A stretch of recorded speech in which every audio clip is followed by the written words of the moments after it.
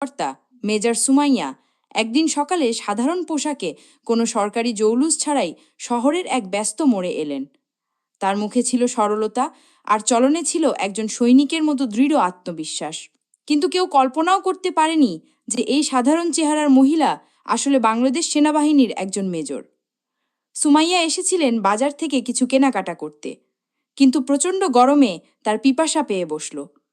সুমাইয়া সোজা ছোট্ট একটি ভ্যানের কাছে গিয়ে থামলেন, যেখানে একজন মহিলা লেবুর শরবত ও নানা রকম জুস বিক্রি করছিলেন।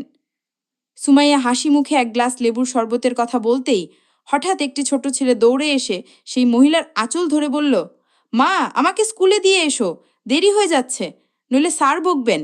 জুস বিক্রেতা বললেন, বাবা, একটু অপেক্ষা কর, আমি আপাকে শরবতটা দিয়ে দিই, তারপর তোকে দিয়ে আসব। ছেলেটি জেদ ধরে বলল, না মা, এক্ষুনি চলো প্লিজ, অনেক দেরি হয়ে গেছে। এই দৃশ্য দেখে মেজর সুমাইয়ার মন আর্দ্র হয়ে উঠল।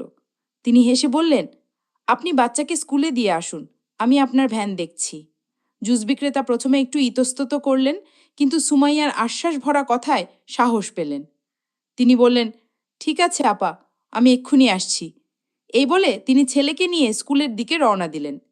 এদিকে সুমাইয়া ভ্যানের পাশে দাঁড়িয়ে চারপাশের পরিবেশ লক্ষ্য করছিলেন। তখনই একটি বাইক ভ্যানের কাছে এসে থামল।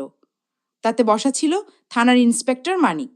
সে নেমে এসে তাচ্ছিল্যের সুরে বলল, কি রে, তুই আবার কবে থেকে জুস বিক্রি শুরু করলি? এখানে তো অন্য এক মহিলা বসত, সে কই গেল? সুমাইয়া কিছু বলার আগেই সেই জুস বিক্রেতা ফিরে এলেন। ইন্সপেক্টরকে দেখেই তার মুখে আতঙ্কের ছায়া নেমে এলো। তিনি কাঁপা কাঁপা গলায় বললেন, স্যার, আপনার কি লাগবে? যা চান নিয়ে নেন। ইন্সপেক্টর মানিক হুকুমের সুরে বলল, 2 গ্লাস লেবুর শরবত দে, ভালো করে বানাবি। মহিলা কোনো কথা না বলে তাড়াতাড়ি শরবত বানিয়ে তার হাতে তুলে দিলেন। ইন্সপেক্টর একটি টাকাও না দিয়ে বাইকে উঠে চলে গেল। এই ঘটনা দেখে সুমাইয়া স্তম্ভিত হয়ে গেলেন। কিছুক্ষণ চুপ করে থাকার পর তিনি জুস বিক্রেতাকে জিজ্ঞেস করলেন, বোন, উনি টাকা দিলেন না যে? আপনি কিছু বললেন না? মহিলার চোখে তখন অসহায়ত্বের জল। তিনি ধীরে ধীরে বললেন, কি বলবো আপা, এই ইন্সপেক্টর সাহেব রোজ এভাবেই জুস খেয়ে যায়। কিছু বলতে গেলেই ধমকে বলে, আমার কাছে টাকা চাস?